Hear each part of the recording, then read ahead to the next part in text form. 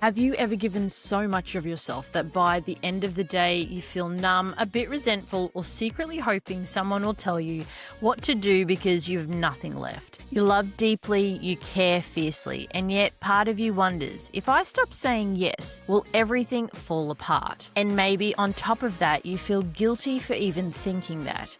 If you've ever felt torn between being a good carer and having any space left for yourself, this episode is for you.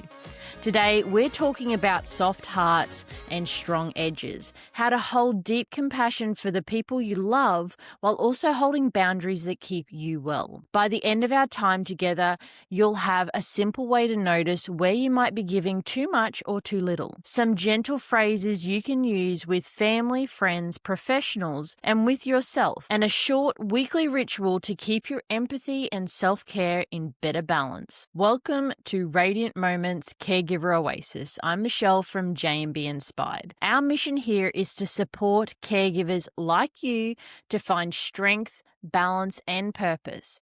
Not by asking you to do more, but by giving you tools that can actually fit into your already full life. Compassion and boundaries are right at the heart of that mission. At J&B Inspired, we believe you deserve to be treated with empathy and respect in every care interaction. Your emotional and physical well-being are just as important as the person you're caring for, and that real transformation comes from when carers are equipped to advocate, rest, and receive, not just give. This episode builds on some of our earlier conversations around emotional mastery, empowerment, and even the holiday survival guides, but it can also stand completely on its own. If the word boundaries makes you feel guilty, or if you've always equated compassion with saying yes to everything, stay with me. We're going to unpack this gently and practically. And just so you know, I have learnt a lot of this the hard way, through years of navigating medical systems, family needs, and my own health. So I'm not just speaking from a textbook, I'm speaking as someone who has stood where you're standing. What compassion and boundaries really are. Let's start by untangling a few myths, because so many carers have absorbed ideas about compassion and boundaries that actually harm them. Myth 1. Compassion means saying yes. A lot of us have learned that if we care, we say yes. We show up, we keep going, we do the extra thing, we don't complain. But true compassion is care that's aligned with reality and respect, including respecting your own limits. Compassion without boundaries often turns into quiet resentment, significant exhaustion, or that feeling of wanting to escape your own life. Instead, I invite you to think about compassion as this: seeing someone's pain clearly and responding in a way that honors both them and you. Sometimes the most compassionate choice is saying, "I can't do that, but I can help you find another option." Or, "I need a break so that I can keep showing up for you tomorrow." That's still compassion. It's just compassion that includes you. Myth 2. Boundaries are selfish or unkind. This is such a common one. We think boundaries mean we're shutting people out, or that we don't care enough. But boundaries are not big concrete walls to keep people away. They're more like edges that define what keeps everyone safe and sustainable. In caregiving especially, boundaries protect you from burnout and mistakes. Give your loved one clearer expectations and more stable support. And they actually increase trust, because when you say yes, it really means yes, not "yes, but I'm falling apart inside." A simple reframe, I think, is boundaries don't reduce my compassion, they make my compassion sustainable. Myth number 3. You either have a soft heart or strong edges. You can't have both. You can have both. In fact, you need both. Imagine a river without any banks, no edges, the water just floods everywhere. That's like compassion with no boundaries. If you only have banks and there's no water, everything is dry and lifeless. That's all boundaries and no compassion. Healthy caregiving is about a flowing river with flexible but real banks. The water can move and adapt, but it doesn't drown everything in its path. If you recognize yourself in any of these myths, just take a gentle breath with me. None of this is about blame. Most carers were never taught how to do this. You're probably thrown into a very complex situation with absolutely no training, and you've just been doing the best you can. That starts to change gently from today. To make this more practical, I want to give you a simple map called balance. You don't have to memorize every letter. Just notice which part really lands for you today. BALANCE stands for body, agreements, limits, assumptions, needs, capacity, edges. Let's walk through them together. B is for body. We start with your body. Ask yourself, how does my body tell me I'm overgiving? For you, that might be headaches, tight shoulders, or your jaw. That heavy feeling in your chest or a knot in your stomach, or noticing you're barely breathing. Your body is often the first part of you to notice that a boundary has been crossed. When your body is saying no, but your mouth is still saying yes, that's your first clue. A, agreements. Next, look at what you've silently agreed to. These are the things everyone just assumes you do. Maybe you're always the one who goes to appointments. You answer all the calls day and night. You host every family event, cook every meal, handle all of the paperwork. You might never have actually said you'd do all of that forever, but it's become the expectation. Your power starts to gently come back when you notice these unspoken agreements and ask, is this sustainable? Is this fair? Just noticing is a big first step. Limits. Your limits are not character flaws. They're just information. They're data. Ask, how many nights like this can I realistically manage? How many hours at the hospital before I need a break? How many extra tasks can I take on this week without crashing? When you can name your limits, you have something concrete you can communicate. A, assumptions. What assumptions do other people hold about you? She'll always say yes. He doesn't mind driving. They're fine. They simply never complain. And what assumptions do you hold about yourself? I have to be the strong one. If I don't do it, no one will. Asking for help means I'm failing, or I'm a burden. Gently question these stories. Is this actually true? Or is this an old story I've been carrying for far too long? And needs. You have needs, even if they've been quiet or pushed to the side. Some examples: decent sleep, food you don't eat standing up, time alone to decompress, time to cry or vent in a safe space, moments of joy or creativity that don't revolve around care. C, capacity. You might like to mentally list 3 needs that, if they were met a bit more often, would you make a steadier, kinder carer to yourself and to others? Your capacity is not the same every day. It changes. Some weeks you might feel like you're at 80%. Other weeks, after a crisis or a setback, you might be at 20. Trauma, grief, and ongoing stress all reduce your capacity, even if you're still trying to perform at the same level. So you might ask, what is my capacity this week, honestly? If I feel like I'm at 40, but I'm living as if I'm at 100, what is going to give? Sometimes just naming your capacity helps you adjust your expectations and boundaries for that week. Key edges. Finally, we look at your edges. Edges are the points where continuing as is becomes unsafe or unsustainable. For example, if I keep driving while I'm this sleep deprived, we're at risk. If I take on one more shift, I know I'm going to break down. If I keep saying yes to every request, my body is going to force a stop. You might like to quietly finish this sentence just for yourself. Right now, my edge is, you don't have to show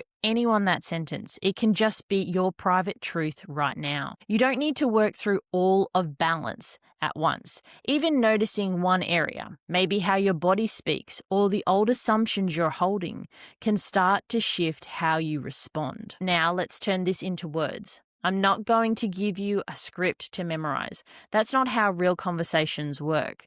But I will give you some building blocks you can shape into your own sentences. We'll look at 3 situations. 1 with family and friends. With family and friends, the goal is usually to start from care and connection. Name your limit, and if it feels right, suggest a realistic alternative or invite them to share the load.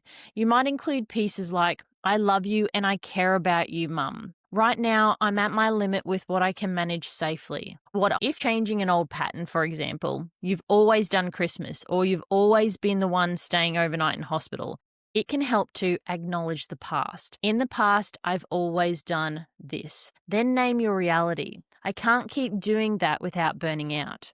And invite a shared solution. I need us to share this differently so we can all keep going. If someone pushes back or doesn't understand at first, you can gently come back to, I know it's a change. I'm not blaming anyone. I'm asking us to find a safer way forward together. You don't have to use those exact words. Just hold on to those 3 pillars: care, honesty about your limits, and an invitation to collaborate. Number 2, with the person you care for. This is often where boundaries feel the most tender because you love this person and you don't want them to feel abandoned. Here, you want to separate your love from your current capacity. Reassure them that you're not walking away and be clear that you need rest or a safer option. Your words might include ideas like, I love you and I'm committed to your care. I also need rest so I can keep showing up well for you. I'm going to take a specific amount of time to recharge and then I'll be back to do something specific with you. When what they're asking feels unsafe for you or for them, you might acknowledge the importance. I can hear this is really important to you. Name the safety issue. Doing it that way doesn't feel safe for me or us for the reason. Offer to explore alternatives. Let's see if there's another way we can meet this need that keeps us both safe. The goal isn't to craft a perfect sentence. It's to put love, honesty, and safety in the same conversation. Number 3, with professionals. With professionals, doctors, nurses, case managers, therapists. Your language might sound a little more formal, but the heart of it is still the same. Your capacity matters in the care plan. You might want to name your role, name your capacity, ask clearly for adjustments or support. Some pieces you can bring together in your own words are, as a primary caregiver, I'm close to my capacity right now. For safety for both me and my loved one, I need to be honest about what I can and can't manage at home. Can we adjust the plan to reflect that or look at some extra support options? If a suggested plan doesn't match your reality, you can acknowledge the ideal. I understand the ideal plan. Describe what can be realistically done. In our real situation, we can manage X but not Y. Ask them to help you prioritize. Can we focus on the most important parts and simplify the rest? You're not being difficult when you speak this way. You are giving vital information that keeps everyone safer. Your inner voice, the self boundary. And then there's the conversation inside our own heads. For many carers, the harshest person in the room is their inner critics. That part that says, you should do more, you're not doing enough. Other people cope better. I'd love you to experiment with a short, kind sentence you can say to yourself, especially when you're setting or holding a boundary. You might like something along the lines of, I'm doing the best I can with the information, resources, and energy I have today. It's okay to protect my limits. Protecting myself also protects the person I care for. Choose a sentence that feels genuine for you. Use it before a hard conversation or afterwards if you feel wobbly. And if you do feel that tremble in your body after saying no or asking for a change, that's normal. That's just your nervous system learning something new. A weekly compassion and boundary ritual. Empowerment deepens when we don't just understand something, but we practice in small, repeatable ways. So I want to offer you a simple weekly compassion and boundary check-in. It can take 10 to 15 minutes. You might link it to a Sunday night or a quieter pocket in your week, maybe sitting in the car after an appointment or when the house finally goes quiet. There are 3 steps: reflect, rehearse, recommit. Step 1, reflect. This takes about 3 to 5 minutes. Ask yourself, where did I show compassion this week? Where did I ignore my own limits? Was there one moment where I wish I'd spoken up differently? You might jot down one example of compassion towards others, one example of compassion towards yourself, even if it was tiny, like drinking a hot cup of tea before it went cold, and then one moment you'd like to handle differently next time. This isn't about beating yourself up. It's simply about becoming more aware. If you notice your inner critic jumping in, take a breath and remind yourself, I'm learning new skills in a situation most people never train for. Step 2, rehearse. This is 3 to 5 minutes. Look ahead at the coming week. Is there an appointment, a family gathering, a conversation you're already dreading a little? Choose one situation and practice how you might like to respond. You can do this alone in your car, whilst having a shower, or even into a quick voice memo on your phone. You're not trying to script every word. You're just giving your mouth a chance to say phrases like, I'm at my limit. I need us to share this differently. Can we adjust this plan to match my capacity right now? You might feel a bit silly, and that's okay. You're quietly wiring your brain so in the heat of the moment, some of those kind of words are easier to find. Step 3, recommit, 3 to 5 minutes. Finally, choose one small commitment for the coming week. It could be something like, I'll pause for 10 seconds when my body says no, but my mouth says yes. I'll take 10 minutes after an appointment to breathe before making any more decisions. I'll say no to one non-essential request and just notice how my body feels afterwards. Write this somewhere you can see it. On the fridge, on your phone lock screen, inside your journal, or next to your bed. Over time, these tiny, kind choices start to add up. You begin to feel more like a carer who is compassionate and clear, generous and grounded. And if you'd like a gentle structure to pair this ritual, you can absolutely use a notebook or my gratitude journal, which is designed to hold exactly these reflections.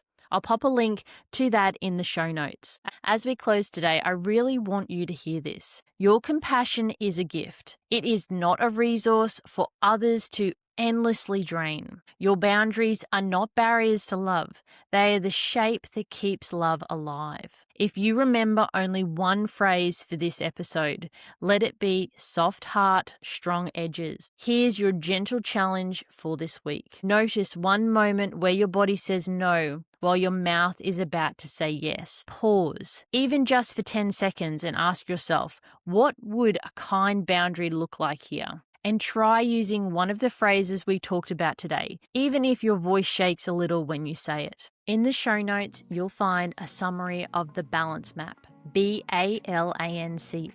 A simple printable soft heart, strong edges reminder you can tuck into your bag or put on your fridge, and links to the gratitude journal and the 90-second reset program. If you'd like more support with creating tiny pockets of calm and reflection in your week, if this episode gave you a little more courage to say no, to rest, or to speak up, please share it with another carer who needs that same permission. From all of us at Radiant Moments, keep taking those tiny decisions that add up to strength and take gentle care of your radiant moments. I'm Michelle. Talk soon.